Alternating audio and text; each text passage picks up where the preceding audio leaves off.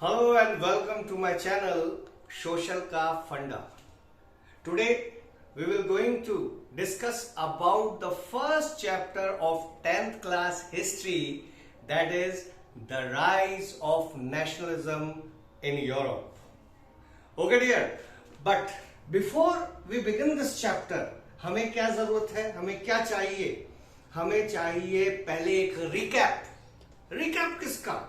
अरे रिकैप मेरे दोस्तों, जो आपने 9th क्लास में चैप्टर पढ़ा था हिस्ट्री का फर्स्ट चैप्टर, कौन सा था?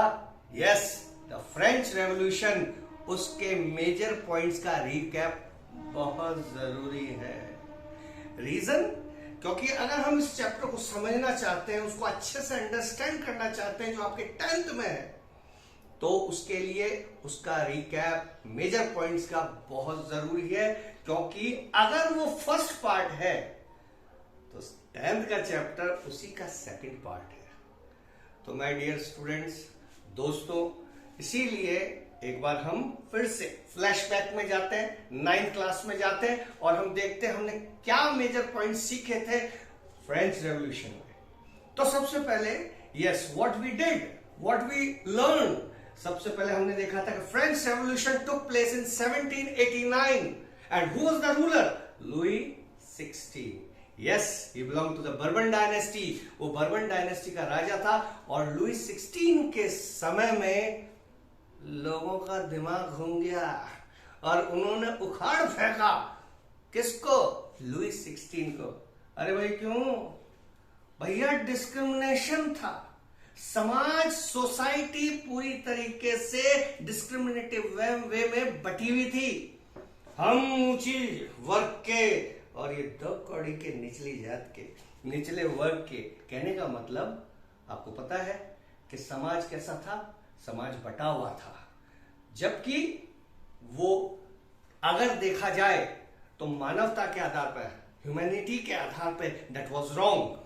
सो लुई 16 के समय में रिवोल्ट हुआ था 1789। और क्या हुआ? सबसे बड़ा चेंज क्या आया था?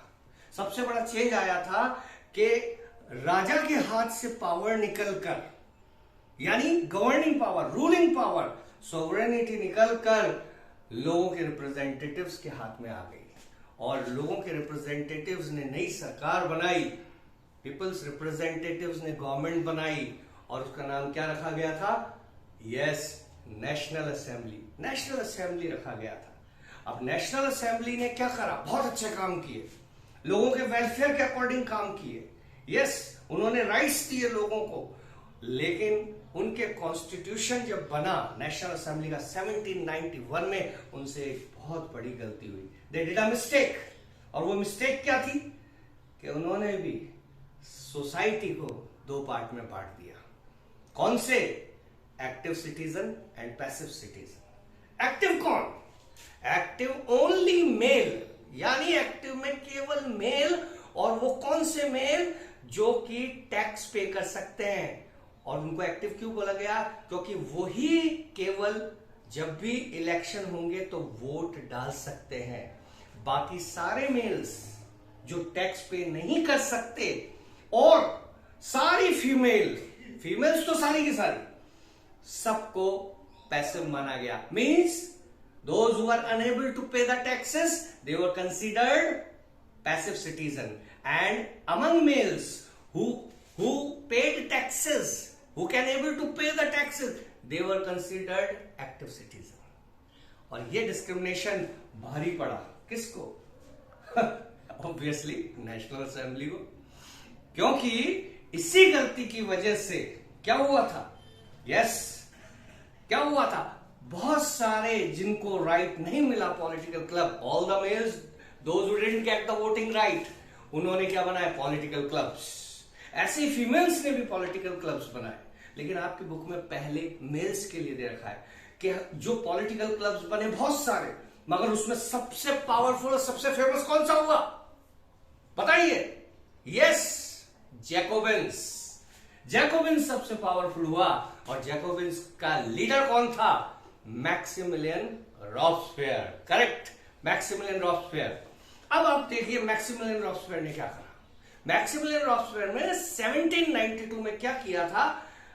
Obviously revolt. कोई प्यार से तो दे नहीं देगा, लो भैया मुझे आप सत्ता हमको दे दीजिए, अब हम राज करेंगे। कोई अपने आप प्यार से दे देगा? नो, नहीं, नेवर। तो रिवोल्ट करना पड़ा था। And what happened? Maximilien Robespierre seize the power along with his volunteers. He seized the power from the National Assembly. और फिर उसने एक नई सरकार बनाई और सभी मेल्स को वोटिंग राइट दिया।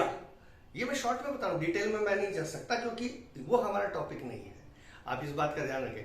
तो सभी मेल्स को वोटिंग राइट दिया, लेकिन फीमेल को तो उसने भी नहीं दिया। अरे मेल ईगो आ गया यहाँ पर। चलिए, तो उसने जो भी किया वो यही किया कि उसने सबको दिया। उसने नई गवर्नमेंट बनाई थी, उसका नाम रखा गया था कन्वेंशन।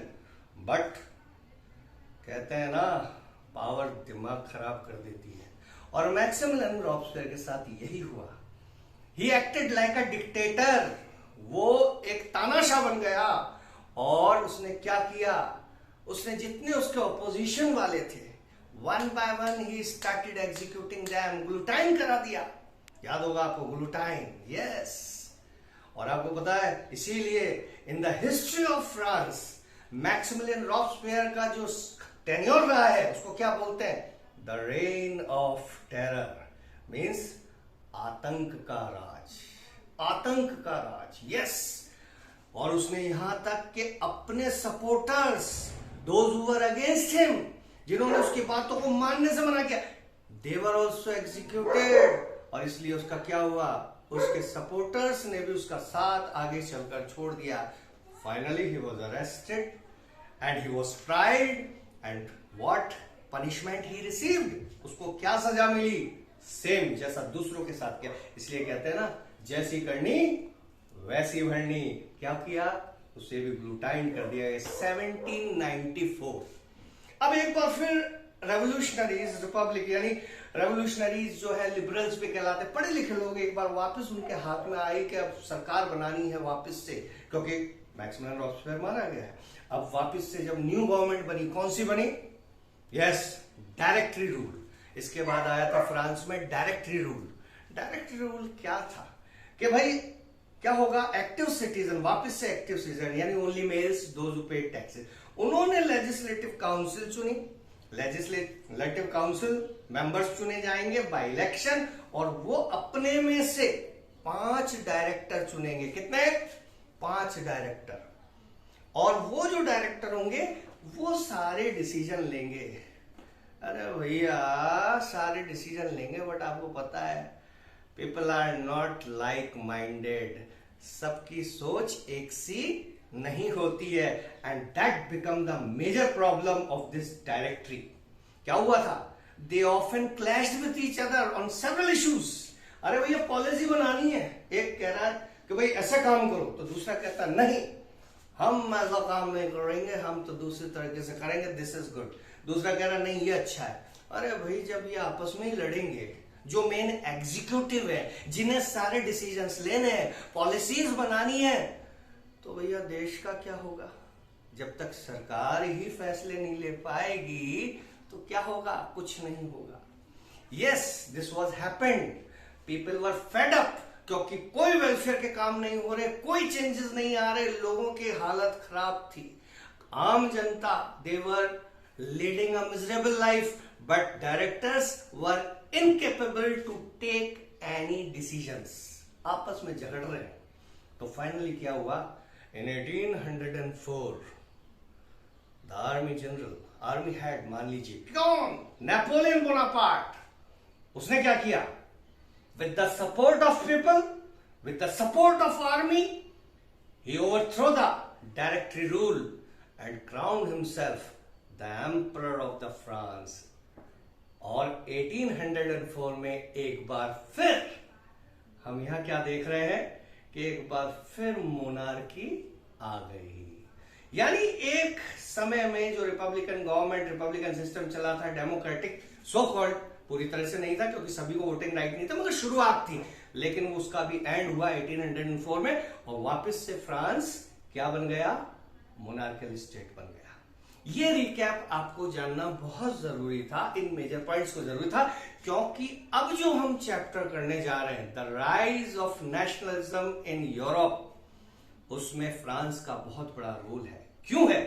बिकॉज अगर हम देखते हैं आज का जो यूरोप है, present Europe, everywhere we can see democratic and republican nation, developed देश है, इक्वालिटी है, लिबर्टी है, फ्रीडम है। ऐसा उस समय नहीं था, कहीं भी नहीं था। मगर पहली बार अगर कहीं चेंज आया था और जिसने यूरोप के सभी मोनार्कियल स्टेट्स के लोगों को इंस्पायर किया था, और वो था सिर्फ और सिर्फ फ्रांस।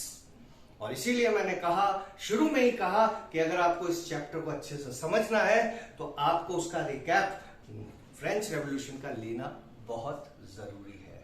तो अभी इसी के साथ मैं यहां पर इंट्रोडक्शन को, इस एक रिकैप को जो बंद कर रहा हूं, क्योंकि अब हम पढ़ेंगे आगे और देखिएगा, आप देखेंगे आगे कैसे ये चीज बहुत इंपॉर्टेंट है जो मैंने आपको बताई है। तो चलिए अब हम शुरू करते हैं हमारा main chapter, the rise of nationalism in Europe. तो चलिए दोस्तों, अब हम अपना चैप्टर शुरू करते हैं जिसका टाइटल है the rise of nationalism in Europe. Yes, अब चैप्टर जैसे ही हम खोलते हैं तो फर्स्ट पेज, इंट्रोडक्टरी पार्ट, उसमें हमें क्या देखने को मिलता है? एक पेंटिंग दी गई है आपको। सबसे पहले एक पेंटिंग दी गई है, और वो पेंटिंग क्या है, वो हमें क्या मैसेज देना चाहती है? चलिए let's discuss that painting first. Yes, तो देखिए आपके सामने ये फर्स्ट पिक्चर जो आपके पेज पर दे रखी है, ये किसने बनाई? सबसे पहले हमें ये पता होना चाहिए हु वॉज द पेंटर। तो पेंटर था Frederick Sorio. When he was painted this picture, he painted this picture in 1848. In which year? In 1848. Now, what he wanted to reveal from this photo, यानी इस painting से वो क्या बताना चाह रहा था? तो कहते हैं कि ये फ्रेडरिक सोरियो का एक यूटोपियन विजन है। यूटोपियन विजन क्या होता है? यूटोपियन विजन का मतलब वो ऐसी समाज, ऐसी सोसाइटी की उसने कल्पना करी जहां कोई खराबी ना हो, भविष्य में कहीं कोई बुराई ना हो, सब प्यार मोहब्बत से रहे, इस तरीके का यूटोपियन विजन था। उसने ये सोचते हुए पेंटिंग को बनाया कि एक दिन दुनिया ऐसी हो जाएगी जब ना कहीं डिस्क्रिमिनेशन होगा, ना ये मोनार्कीज होगी, जहां लोग लिबर्टी, फ्रीडम और इक्वालिटी को, हाँ इक्वालिटी को क्या करेंगे? एंजॉय करेंगे। और आप देखिए ये फोटो उसी विजन से बनाई गई है।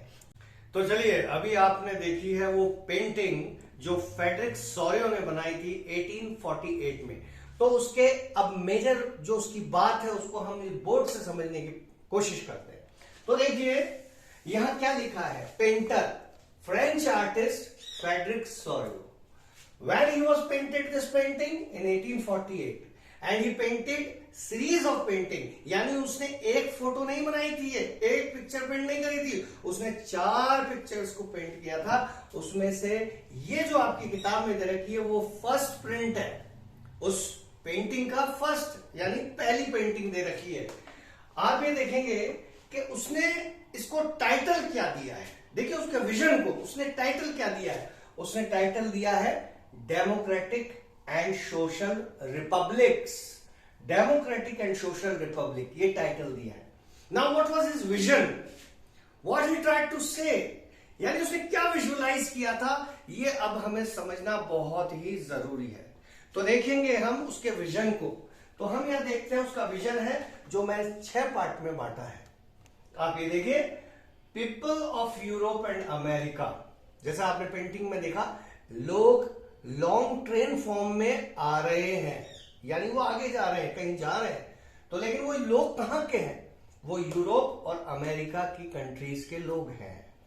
दूसरी बात, कहां जा रहे हैं? देखिए यहां लिखा है मार्चिंग, ये कनेक्टिंग वर्ड है इसके लिए। तो दूसरा, वो जा कहां रहे हैं? They are proceeding towards the Statue of Liberty. वो स्टैच्यू ऑफ लिबर्टी के पास जा रहे हैं और क्या कर रहे हैं वहां पे?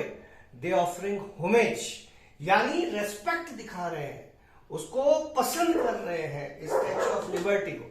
फिर अगर हम यहां देखते हैं उसके बाद स्टैच्यू ऑफ लिबर्टी, जो कि मैंने आपको बताया था कि वो फीमेल फिगर है, एक रूप में दिखाई गई है एक थॉट को, तो एलिगोरी है। एलिगोरी जो रियल नहीं है बट हाँ विजुअलाइजेशन है।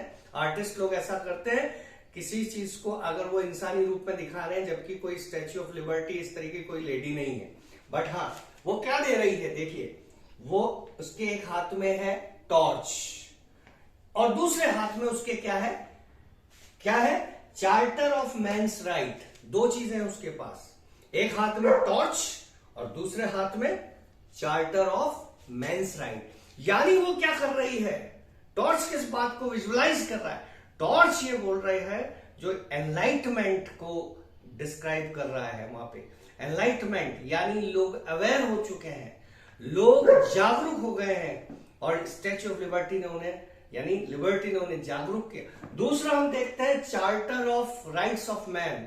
लिबर्टी और क्या दे रही है उनको, लोगों के अधिकार दे रही है, इसलिए लोग उसे पसंद कर रहे हैं। So liberty associated with enlightenment and charter of rights of man. उसके बाद हम देखते हैं क्या है नीचे, सबसे आखिर में जो कॉर्नर में दे रखा है, सबसे नीचे ही नीचे वो क्या दे रखा है, रिमेन्स ऑफ मोनार्की। कैसे पता चल रहा है, मुकुट पड़े हैं वहां, क्राउन, सॉर्ड, शील्ड्स यानी भाले, तलवार, हर चीज बिखरी पड़ी है। इसका मतलब क्या हुआ है, कहां पड़ा है, फोरग्राउंड ऑन द अर्थ, जमीन पर नीचे पड़ा हुआ है।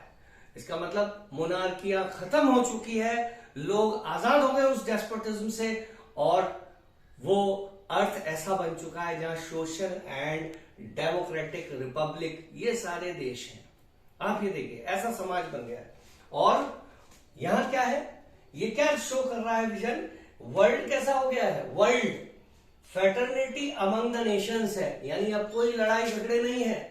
और दिख भी रहा है हमें, लोग एक कतार में आ रहे हैं और वो अलग अलग देश के हैं। कैसे पता चल रहा है, दे आर होल्डिंग फ्लैग्स, उन्होंने फ्लैग्स पकड़ रखे, उन्होंने अपनी ट्रेडिशनल ड्रेसेस पहन रखी है, तो उससे पता चलता है कि वो अलग अलग देशों के, मगर कैसे आ रहे हैं, इन हार्मोनियस मैनर, भाईचारे के साथ आ रहे हैं। तो फ्रेटर्निटी अमंग द नेशंस को बता रहा है वो। और आखिर में अगर हम बात करें, सबसे ऊपर फोटो में क्या दिया है, सबसे ऊपर फोटो में दिया है क्लाउड्स में क्राइस्ट है, सेंट्स हैं और एंजल्स हैं। वो कैसे दिख रहे हैं, they are looking very happy, खुश है वो, और ऐसा लग रहा है कि they are showering their blessing upon the people, वो उन्हें लोगों को आशीर्वाद दे, इस तरीके का दिखा है। यानी दुनिया ऐसी हो जाएगी, उसने इस तरीके के बारे में सोचा 1848 में, जब केवल और केवल अगर यूरोप की बात करें तो देखा जाए तो यूरोप में एक तो स्विट्जरलैंड, उससे जस्ट पहले एक थोड़ा सा नेशन बन गया था, लेकिन फ्रांस अभी 1848 में रिपब्लिक बना था और आज तक रिपब्लिक है। तीसरी बार रिवोल्ट हुआ था उस समय फ्रांस में, जो हम इस चैप्टर में आगे पढ़ेंगे। तो ये उसका विजुअलाइजेशन था कि दुनिया ऐसी हो जाएगी, और उसने जो सोचा, अगर आज हम देखें तो उसने गलत नहीं सोचा था। आज सारी दुनिया में अगर हम देखें तो क्या देखने को मिलता है, डेमोक्रेसी, रिपब्लिकन कंट्रीज, मोनार्कियां तो बहुत कम रह गई हैं, लगभग खत्म है। और आज सही में आज अगर महसूस करें तो लोगों में और देशों में उतने लड़ाई दंगे नहीं है, झगड़े नहीं है, एक दूसरे के साथ अच्छे रिलेशंस भी हैं। तो व्हाट ही विजुअलाइज्ड इन 1848 वो आज काफी सच लगता है। ये इस फोटो के थ्रू वो बताना चाहता है, इस पेंटिंग के थ्रू बताना। तो चलिए अब इस चैप्टर का हम फर्स्ट सेक्शन शुरू करते हैं। What is the title of this section, क्या है, the French revolution and the idea of nation. French revolution and the idea of nation, yes correct है, क्योंकि फ्रेंच रेवोल्यूशन ने ही हम देखते हैं यूरोप में आइडिया ऑफ नेशन स्टेट्स को दिया है।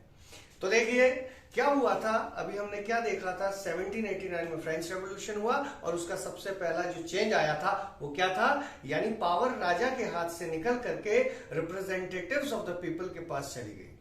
अब उन्होंने क्या किया, तो उन्होंने कई मेजर्स अपनाए, किसके लिए, ताकि वो जनता को, जो फ्रांस की आम जनता है, उनके लिए अच्छे काम कर सके, उन्हें इक्वालिटी दे सके, उन्हें ज्यादा से ज्यादा उनके लिए वो बेहतर काम कर सके। तो देखिए क्या क्वेश्चन बनता है, ऐसे क्वेश्चन बन जाता है। Describe the measures adopted by French revolutionaries to create a collective identity among the French people after the revolt 1789। तो ये क्वेश्चन भी बनता है।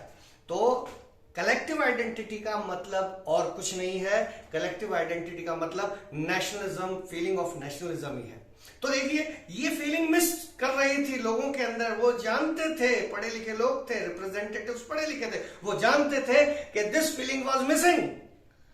ये लोगों में ये फीलिंग नहीं है, क्योंकि सदियों से वो लोग क्या होते आ रहे थे, वो डिस्क्रिमिनेट थे, उनके ऊपर अत्याचार होते थे। इसलिए अब मैं आपसे पूछता हूं, अगर आपके परिवार के साथ, अगर आपके देश में ऐसा हो कि आपके साथ डिस्क्रिमिनेशन हो, आप पे अत्याचार हो, तो क्या आप में देशभक्ति का जज्बा बचेगा? नहीं बचेगा। यस, तो उनमें वो देशभक्ति का जज्बा नहीं था। ये रिप्रेजेंटेटिव जानते थे, और वो ये जानते थे अगर मजबूत देश बनाना है, डेवलप्ड देश बनाना है, एक करना है लोगों को, तो ये फीलिंग मस्ट है, ये फीलिंग होनी चाहिए। तो उसके लिए चेंजेस बहुत जरूरी थे। नाउ व्हाट दे अडॉप्टेड, यानी कौन से मेजर्स उन्होंने अपनाए, तो उन्होंने इसी बात को ध्यान में रखते हुए कि भाई सबसे पहला होना चाहिए a feeling of la patrie. La patrie means fatherland. जैसे हमारे देश में मातृभूमि का कंसेप्ट है, तो कोई बात नहीं, यूरोप के देश में पितृभूमि का कंसेप्ट है, एक ही बात है। वो ये महसूस करें कि हमारे पूर्वज इसी जमीन से, इस भूमि से बिलोंग करते थे, ये हमारा देश है। तो फीलिंग ऑफ ला पात्रे, और दूसरा फीलिंग ऑफ ली सिटोयन यानी सिटीजनशिप, ये बढ़ाना बहुत जरूरी था, लेकिन कह देने से नहीं बढ़ती है। तो इसको बढ़ाने के लिए उन्होंने क्या किया, उन्होंने बहुत से मेजर्स अपनाए, चेंजेस लाए। तो इसी तरीके से हम वन बाय वन यहां देखते हैं। तो देखिए क्या मेन जरूरत थी, idea of la patrie and le citoyen को बढ़ाना है। तो यहां मैंने शॉर्ट में लिखा है, समझाने के लिए कलेक्टिव वर्ड है emphasised. So they emphasize the idea of La Patre and Lee Citoyen, किसके लिए? To develop the feeling of nationalism among the French। दूसरी बात, और क्या मेजर अपनाया? Try flag. ट्राई फ्लैग क्यों लिखा है यहां कि ट्राई फ्लैग उन्होंने, कनेक्टिव वर्ड क्या है? चोजन। दे चोज, कौन सा फ्लैग लिया? Try and replace the old royal standard. पुराना राजा का जो झंडा था वो हटाया, और नया झंडा जिसको ट्राई कलर का झंडा था वो उन्होंने चुना। दूसरा, उसके अलावा क्या किया? एक और major, estate general renamed national assembly. यहां लिखा है estate general renamed national assembly. Connective word क्या है? इलेक्टेड। यस, यानी क्या हुआ, उन लोगों ने क्या किया? They elected Estate General and they renamed it National Assembly. ये काम किया गया। उसके बाद क्या हुआ, और देखिए, hymns composed, oaths taken, martyrs commemorated. Martyrs का मतलब मैं आपको समझाऊं पहले। मार्टियर्स मतलब शहीद, यानी बहुत से लोगों की जान गई थी। इतना बड़ा चेंज कोई ऐसे चुटकी बजाते नहीं आ जाता है, बहुतों ने सेक्रीफाइस किया है, उन्हें मार्टियर्स माना गया, और उनको याद रखने के लिए उनका डे भी तय किया गया, शहीद दिवस जैसे हम भी मनाते हैं।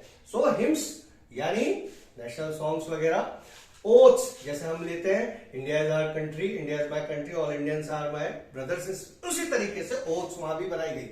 किसके लिए? All in the name of nation, कि भाई पूरे देश की एक, ये सारी चीजें तय की गई, क्योंकि देशभक्ति की भावना बढ़नी है ना भाई, फीलिंग ऑफ नेशनलिज्म बढ़ना है। तो ये काम किया गया, ये भी एक मेजर हो गया। उसके बाद क्या किया गया?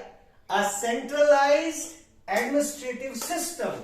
अब इसका क्या मतलब है कि पहले फ्यूडल सिस्टम भी था राजा महाराजाओं के समय में, यानी जमीनें राजाओं ने अपने नोबल्स में बांट रखी थी, और नोबल्स अपने एरिया में अपने हिसाब से कुछ भी सिस्टम कर सकते थे। तो कई तरह के इंटरनल लॉज वगैरह अलग अलग जगहों पे चल रहे थे, वो ठीक बात नहीं थी। अब एक देश तो एक सा सिस्टम होना चाहिए। तो उन्होंने क्या किया? दे अडॉप्टेड, कनेक्टिव वर्ड क्या है यहां? Adopted. They adopted a centralised administrative system और इसके साथ क्या किया, uniform laws and equality before law, ये सब के लिए कर दिया गया, बहुत जरूरी होना चाहिए। उसके बाद आगे क्या हुआ, देखिए custom duties and dues abolished, uniform weights and measures adopted. वही वाली बात है, फ्यूडल सिस्टम की वजह से क्या था कि एक नोबल का प्लेस है, कोई एरिया, उससे दूसरी जगह जाना है तो आपको एंट्री से पहले टैक्स देना पड़ेगा, कस्टम ड्यूटी। बताइए, एक ही देश में अगर मान लीजिए मैं राजस्थान में रहता हूं, मैं राजस्थान से मध्य प्रदेश जाऊंगा तो मध्य प्रदेश में एंटर होने से पहले मुझे टैक्स देना पड़ेगा। क्यों भाई, मैं इंडिया का नागरिक नहीं हूं।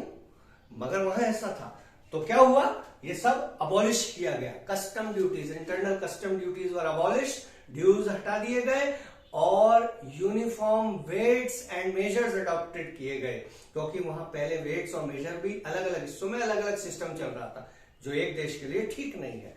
ये एक और मेजर उन्होंने अडॉप्ट किया। और आखिरी हम देखते हैं क्या है, कॉमन लैंग्वेज। यस, एक देश एक भाषा होनी चाहिए, उन्होंने ऐसा ठीक समझा, तो दे अडॉप्टेड, कनेक्टिव वर्ड क्या है, French as a common language for entire France. They rejected और डिस्करेज लोकल डायलेक्ट्स, और कौन सी एक लैंग्वेज को चुना, फ्रेंच को, which was mostly spoken in Paris and nearby region, उसको चुना गया, जो ज्यादातर पेरिस और उसके आसपास के क्षेत्र में बोली जाती थी, उसको पूरे देश की राष्ट्रभाषा बनाया गया। किस लिए, वापस से वही बात आती है, मैंने क्वेश्चन में क्या बोला था, फीलिंग ऑफ नेशनलिज्म डेवलप करने के लिए। It means a collective identity, वो बहुत जरूरी है, इसके लिए उन्होंने ये काम किया। अब ये सारे तो मेजर्स हो गए, इसके बाद क्या किया, जब ये चेंजेस हुए इसके बाद क्या किया, एक और उन्होंने स्टेप लिया। उन्होंने ये तय किया कि जैसे हम डेस्पोटिज्म से यानी मोनार्की से आजाद हुए हैं, तो it is our duty and it is our destiny, हमारा कर्तव्य और हमारा भाग्य है कि हम यूरोप के दूसरे लोगों को भी इस तरीके के मोनार्कियल डेस्पोटिज्म से आजाद कराएं। यस, तो उन्होंने तय किया कि हम अपनी फोर्सेस भेजेंगे, फ्रांस की सेना जाएगी और लोगों को लिबरेट कराएगी डेस्पोटिज्म से। यहां तक तो आप पढ़ेंगे, पहले चीज ही आएगी, लेकिन उसके बाद क्या है कि बाकी हिस्से के बारे में बताया, क्योंकि आप खुद सोचिए, जब ये सारी चीजें फ्रांस में हो रही थी, इतना बड़ा चेंज, तो क्या यूरोप के दूसरी जगहों पर ये न्यूज नहीं स्प्रेड हुई होगी? यस, हुई थी। और आप देखिए, मैंने पहले बताया था कि फ्रांस इंस्पिरेशन बना है, तो जब ये चेंजेस हुए तो यूरोप के दूसरे हिस्सों के मोनार्कियल स्टेट्स के पढ़े लिखे लोगों में भी इंस्पिरेशन जागा, उनको इंस्पायर हुए और उन्होंने भी क्या करा, फ्रांस की आर्मी कैंपेन शुरू करती उससे पहले ही उन्होंने अपने अपने स्टेट्स में, मोनार्कियल स्टेट्स में सीक्रेट ऑर्गेनाइजेशन बनाना शुरू करी, पढ़े लिखे स्टूडेंट्स ने, पढ़े लिखे लोगों ने, और उन्होंने उसका नाम रखा जैकोबिन्स। ये वर्ड लिखा हुआ है, आप पढ़िएगा, जैकोबिन्स, उन्होंने अपनी सीक्रेट ऑर्गेनाइजेशन का नाम रखा। और जब फ्रेंच आर्मी बाद में जब उन्होंने अपना कैंपेन शुरू किया तो ज्यादा दिक्कत आई नहीं फ्रेंच आर्मी को, कारण बिकॉज लोगों ने जब जिस भी जगह फ्रेंच आर्मी गई तो आम जनता ने अपने राजा की मदद करने के बजाय फ्रेंच आर्मी की मदद करी। They received French army as a harbinger of liberty, स्वतंत्रता का दूत मानते हुए फ्रेंच आर्मी की हेल्प कर रहे, और इसीलिए फ्रेंच आर्मी ने बहुत ही आसानी से, विदाउट मच एफर्ट, दे अनेक्स मैनी पार्ट्स, कई हिस्सों को जीत लिया। आप पढ़ेंगे उसमें बेल्जियम है, हॉलैंड है, और आप देखेंगे इटालियन पार्ट्स, ऐसे करके बहुत से हिस्सों को आसानी से फ्रांस ने अपने अंडर में ले लिया। Now what next? अरे भैया, पहला पेज कंप्लीट हो गया, पेज टर्न करें। अब जैसे ही हम पेज टर्न करते हैं तो आपको क्या मिलता है वहां पे डायरेक्ट 1804 के बारे में फ्रांस का बताया गया है।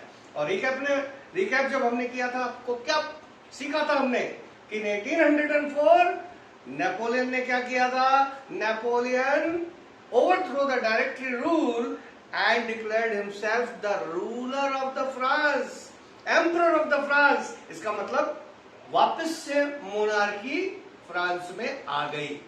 तो यहां हम देखते हैं क्या क्या लिखा है कि no doubt Napoleon destroy the democracy in France, but एक चीज आपको यहां देखनी है कि he was not like a previous ruler. वो पहले के राजाओं की तरह नहीं था, वो चाहता था कि लोगों के लिए कुछ अच्छे काम करे। So what he did, he introduced civil code, जिसको हम कहते हैं नेपोलियनिक कोड या सिविल कोड ऑफ 1804। सो उसने ऐसा क्यों किया? Because he wanted to make administrative system more efficient and rational. Simple word में इसका मतलब क्या है? यानी वो ऐसा एडमिनिस्ट्रेटिव सिस्टम बनाना चाहता था जिससे लोगों का वेलफेयर हो सके, उनके लिए अच्छे काम हो सके। तो उसने सिविल कोड जैसे ही राजा बना उसने पास किया। अब सिविल कोड में था क्या, वो ये रहा आपके सामने बोर्ड पर। अब हम सिविल कोड की बात करते हैं, सिविल कोड 1804। तो इसमें हम क्या सीखेंगे? 5 चीज जो उसने अबॉलिश करी और 5 चीज जो उसने इंट्रोड्यूस करी। यानी कुछ तो उसने जो उसको गलत लगा उन चीजों को हटाया, और जो उसको बेहतर लगा कि this is needed for the welfare of the people, उसने उन चीजों को लागू किया। तो देखिए 5 जो चीजें अबॉलिश करी थी वो क्या है। यानी ये देखिए अबॉलिश, पहला privileges based on birth. Privileges based on birth किसके? नोबल्स के। यस, कोई प्रिविलेजेस नहीं मिलेगा, सब बराबर। हाँ, कोई अलग से स्पेशल नहीं है आप। उसने सारी चीजें अबॉलिश करी। उसके बाद फ्यूडल सिस्टम, समझ तो गए होंगे आप। एक्चुअली ये सिस्टम नहीं है, सिस्टम है, वो तो मैंने यूं ही, आप समझदार है। तो feudal system, now what does it means? इसका मतलब क्या है? फ्यूडल सिस्टम मीन्स जमींदारी प्रथा। अगर हम उसको आसान शब्दों में समझना चाहें तो जमींदारी प्रथा भी उसने खत्म कर दी, फ्यूडल सिस्टम उसने अबॉलिश किया। उसके अलावा सर्फडम। अब सर्फडम क्या है? कोई वो सर्फ नहीं, डिटर्जेंट जिससे कपड़े धोते हैं, ले भाई दमम दमम, वो नहीं। सर्फडम का मतलब है कि यूरोप में, जब हम पढ़ेंगे पूरे यूरोप की बात, तो पूरे यूरोप में फ्रांस भी आता है, तो सब जगह 2 तरह के पीजेंट्स थे। एक पीजेंट वो थे जो नोबल्स जिन्हें जमीनें देते थे और उसके बदले में वो रेंट देते थे, यानी टैक्स, और वो पीजेंट्स टेनेंट्स कहलाते थे या फ्री पीजेंट्स उन्हें बोलते थे। और दूसरे ऐसे पीजेंट्स होते थे जो नोबल्स की पर्सनल लैंड, यानी नोबल जो राजाओं से उन्हें जमीनें मिलती थी उसका एक बड़ा हिस्सा वो अपने पर्सनल यूज के लिए रखते थे, जिसे उस जमाने में क्या बोलते थे? एस्टेट या मैनर भी कहा जाता था उस पूरे एरिया को। तो जो, अच्छा, ये भी बहुत बड़े होते थे, उसमें नोबल्स के खेत होते थे, फैक्ट्रियां होती थी, बगीचे होते थे, उनका कैसल होता था, महल, या इतना महलों जैसे ही उनके घर होते थे। तो आप ये देखिए कि जो पीजेंट वहां वर्क करते थे उन्हें सर्फ कहा जाता था। सर्फ का मतलब है स्लेव, यानी गुलाम। क्यों? क्योंकि they were not allowed to leave that confined area. अपनी मर्जी से वो उस एरिया को छोड़ के नहीं जा सकते थे। They produced everything but they were not allowed to kept a single thing. यानी सारा उत्पादन वो कर रहे हैं, सारे काम वो कर रहे हैं, लेकिन वो कुछ भी नहीं रख सकते थे। जो नोबल की इच्छा होती थी अपने हिसाब से उनको देता था। तो एक तरीके से आप देखिए उनकी लाइफ नोबल द्वारा कंट्रोल हो रही थी, तो वो एक तरीके से गुलाम थे, इसलिए बोला है सर्फ। उन्हें सर्फ बोला गया, और सर्फडम का मतलब है गुलामी। तो उसने ये भी अबॉलिश किया, यानी अच्छा काम किया। यस, ही अबॉलिश्ड सर्फडम। चौथी चीज जो उसने अबॉलिश करी, मैनोरियल ड्यूज। मैनोरियल ड्यूज, जैसे अभी मैंने बताया, मैनर का मतलब लैंडलॉर्ड की पर्सनल लैंड। तो 2 तरीके की बात कर सकते हैं हम यहाँ पे। मैनोरियल ड्यूज 2 तरीके से समझ सकते हैं। जो फ्री पीजेंट्स होते थे उन्हें नोबल जब चाहे जब बुला लेता था, यानी लैंडलॉर्ड हुआ वो, तो जब चाहे जब बुला लेता था, और अपने बहुत से काम जरूरत पड़ने पर ज्यादा लेबर चाहिए तो उनसे भी करवाता था, और उसका उनको कोई पैसा नहीं मिलता था, कोई भी उन्हें बदले में वेजेस वगैरह कुछ नहीं मिलता था। तो एक तरीके से मैनोरियल ड्यूज वो हुआ। और दूसरा हम ये भी समझ सकते हैं कि भाई गरीब किसान है, जरूरत पड़ने पर उधार ले लेते हैं पैसे वैसे या जो भी चीज, तो एक तरीके से जैसे नेपोलियन राजा बना, उसने इसके अंदर क्या किया, ये भी किया कि भाई अब कोई मिनरल ड्यूज नहीं रखा जाएगा, सब कुछ उसने हटा दिया, यानी कर्जे भी माफ कर दिया और कोई काम नहीं करेगा बेवजह नोबल्स के लिए बिना किसी वेजेस के। तो मिनरल ड्यूज उसने अबॉलिश किया। और आखिरी अबॉलिश क्या किया, गिल्ड रिस्ट्रिक्शन। गिल्ड, अब गिल्ड्स क्या होती हैं? गिल्ड्स का मतलब है जैसे आज भी व्यापारियों का संगठन, कपड़े बनाने वालों का संगठन, जैसे उसके अंदर हम देखते हैं बर्तन बनाने वालों का संगठन, यानी एसोसिएशंस, एक तरीके से गिल्ड्स। तो उस जमाने में भी एसोसिएशंस थी, यानी संगठन हुआ करते थे, हाँ, कपड़े बनाने वालों के, बर्तन बनाने वालों के लाइक। और लेकिन सबसे बड़ी बात थी, दे वर वेरी पावरफुल, वो बहुत पावरफुल हुआ करती थी गिल्ड्स। क्यों? क्योंकि उन्होंने राजाओं से मोनोपोली राइट्स ले रखे थे। जैसे अब आपको समझाने के लिए, मान लीजिए आप किसी शहर में रहते हैं, उस शहर में कपड़ा बनाने की गिल्ड है, तो वो एक मोनार्कियल स्टेट है, मान लीजिए वो शहर एक मोनार्कियल स्टेट है। तो आप अब क्या है कि राजा से उनको मोनोपोली राइट मिला है, तो कपड़े बनाने में यानी सब कुछ वही तय करेंगे कि कितना कपड़ा बनाना है, कौन बनाएगा, दुकानें खोली जाएंगी, उनके प्राइसेस तय, हर काम वो करेंगे। और अगर कोई इंडिपेंडेंट करना चाहे काम तो वो नहीं कर सकता है, वो अलाउ नहीं है। तो नेपोलियन ने क्या करा, उसने गिल्ड रिस्ट्रिक्शंस रिमूव कर दिया, हटा दिए, तो हम कह सकते हैं अबॉलिश कर दिए। तो इससे क्या हुआ, अब जिसकी मर्जी आए जो काम कर सकता है, फ्री हो गए लोग, कोई भी काम कर सकते हैं, आप पर टैलेंट है आप वो काम करिए, गिल्ड विल्ड के कोई रिस्ट्रिक्शन नहीं है। ये तो थे अबॉलिशन। इसके साथ इंट्रोड्यूस क्या किया उसने, क्या अच्छे काम किए, तो हम देखते हैं इक्वालिटी बिफोर लॉ। यस, केवल मैं बात फ्रांस की नहीं कर रहा हूं, इससे पहले जस्ट अभी हमने पढ़ा कि फ्रांस ने बहुत सारे एरिया जीत लिए थे यूरोप में, सब जगह जो भी फ्रांस के अंडर में जो भी पार्ट थे, फ्रांस प्लस वहां ये सारे सिस्टम किए उसने। इक्वालिटी बिफोर लॉ, सब बराबर है कानून के सामने। राइट टू प्रॉपर्टी, यानी जो मेहनत से अपने लिए जो प्रॉपर्टी कमा सकता है, बना सकता है, वो रख सकते हैं, right to property. Simplified administrative system, यानी एक सा और आसान एडमिनिस्ट्रेटिव सिस्टम उसने सेटअप किया सारी जगह। उसके अलावा इंप्रूव्ड ट्रांसपोर्ट एंड कम्युनिकेशन, जरूरी है भैया, लाइफलाइन है डेवलपमेंट के लिए कि कनेक्टिविटी अच्छी होनी चाहिए, जिससे ट्रांसपोर्ट और कम्युनिकेशन से यानी माल, सामान, लोग आसानी से एक जगह से दूसरी जगह जा सके, बहुत जरूरी है। सो उसने ये काम किए, यानी सड़कें बनवाई, ब्रिजेस बनवाए, ये काम सारे शुरू किए। Improved transport and communication system. और एक लास्ट जो हम इसमें देखते हैं, उसने क्या किया, standardised weights, measures and common currency.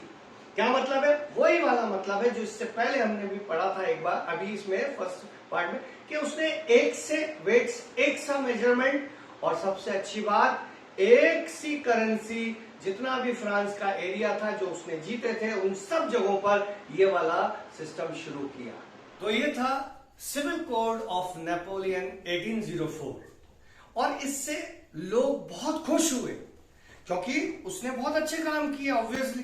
तो बड़े शुरू में लोग बड़े खुश थे, मगर कहते हैं ना कि मोनार्की अच्छी नहीं है। क्यों नहीं है? क्योंकि हम कह नहीं सकते कि कब राजा का दिमाग खराब हो जाए। तो हाँ, आगे चलकर नेपोलियन का दिमाग खराब हुआ, हम क्यों कह सकते हैं? क्योंकि कुछ उसने ऐसे काम किए जो कि लोगों को बिल्कुल पसंद नहीं आए, और जो लोग उसे पहले बहुत पसंद कर रहे थे वो उसके दुश्मन बन गए। तो क्या लिखा है वहां पर, आप देखिएगा लास्ट पैराग्राफ में, initial enthusiasm towards French army soon turn to hostility, यानी शुरुआती उत्साह, लगाव फ्रेंच आर्मी के प्रति लोगों का दुश्मनी में तब्दील हो गया, दुश्मनी में बदल गया। तो क्या किया उसने? तो यहां हमें सीखना पड़ेगा कि उससे ये गलतियां हुई, 3 बड़ी गलती हुई। और वो क्यों हुई? क्योंकि उसका एक विजन था, उसके एक ड्रीम था। क्या ड्रीम था? He wanted to conquer entire Europe, यानी वो पूरे यूरोप का सम्राट, एम्परर बनना चाहता था। और इस वजह से उससे 3 गलती हुई। अब मैं आपसे पूछता हूं, अगर यूरोप को जीतना है तो क्या करना पड़ेगा, क्या करना पड़ेगा? बैटल्स, यस करेक्ट, लड़ाई लड़नी पड़ेगी, क्योंकि कोई भी ऐसे ही तो नहीं दे देगा, भैया मुझे तुम्हारा स्टेट चाहिए, मुझे दे दो, अच्छा अंकल ये ले लो, ऐसे थोड़ी कोई होगा। क्या होगा? ऐसा होगा? नहीं होगा। तो उसको लड़ना पड़ेगा, यस। तो लेकिन लड़ाई के लिए क्या चाहिए? सबसे पहली रिक्वायरमेंट आर्म्स एंड एमुनिशन, जो भी है, मतलब तैयारियां, यस। तो उसके लिए क्या चाहिए? पैसा। भैया पैसे के बिना कुछ नहीं होता। तो उसने क्या किया? He raise the taxes. Mistakes by Napoleon. क्या किया उसने? Raise taxation. उसने टैक्स बढ़ा दिए, और अभी जनता कहां गरीबी से ऊपर उठ पाई थी? ज्यादातर लोग गरीबी थे भाई, और रेज टैक्सेशन उनको पसंद नहीं आया। बट चलो कोई बात नहीं, थोड़ा तो गुस्सा तो आया, मगर ठीक है। बट थोड़ी समय बाद एक और गलती उसने करी, बड़ी गलती। वो क्या था? और लड़ाई के लिए क्या चाहिए? क्या चाहिए? यस, बिल्कुल करेक्ट, आपने सही बोला। क्या चाहिए? सोल्जर्स। तो सोल्जर्स चाहिए, तो उसने क्या करा? फोर्स कंस्क्रिप्शन, वर्ड वहां लिखा हुआ है आपकी बुक में, फोर्स कंस्क्रिप्शन यानी रिक्रूटमेंट, यानी उसने कंपलसरी कर दिया जवानों के लिए 21 एंड अबव कि आपको फौज में भर्ती होना पड़ेगा या आर्मी की ट्रेनिंग लेनी पड़ेगी। अरे भाई मेरी इच्छा नहीं है, मैं नहीं जाना चाहता आर्मी में, मैं क्यों जाऊंगा? बट क्योंकि ऑर्डर है, फोर्स कंस्क्रिप्शन इसलिए बोला गया है, उसने शुरू कर दिया, और इससे लोग बहुत नाराज हुए। And when they raise their voice, जब उन्होंने नेपोलियन के खिलाफ आवाज उठाई, तो तीसरी मिस्टेक उससे हुई। क्या करा उसने? Censorship law. He introduced censorship, यानी राजा के खिलाफ या सरकार के आदेश के खिलाफ आप कुछ नहीं बोल सकते, कुछ नहीं लिख सकते, न पब्लिक मीटिंग हो सकती है, न डेमोन्स्ट्रेशन हो सकते हैं, यानी मुंह बंद, कीप क्वाइट, आप चुप रहिए। तो ये जो 3 गलतियां उससे हुई, वो नजरों में उतर गया लोगों की, और इसीलिए वो पहली मैंने लाइन बोली थी जो लिखी है कि initial enthusiasm towards French army soon turn to hostility. और फाइनली आपने 9th क्लास में पढ़ा था, क्या हुआ था? In 1815 in the battle of Waterloo, Napoleon was defeated by the combined forces of 4 monarchical state, Britain, Prussia, Russia and Austria. और इस तरीके से नेपोलियन का टेन्योर, या हम कहें फ्रांस में उसका जो पीरियड था, वो समाप्त होता है, और आपका फर्स्ट सेक्शन भी यही एंड होता है। हाँ, एक बात तो कहना भूल गया, वीडियो अच्छी लगी हो तो जरूर लाइक करें, सब्सक्राइब करें, अपने दूसरे दोस्तों को जरूर बताएं, और हाँ भाई, टन टन बेल आइकन जरूर दबाएं। Thank you.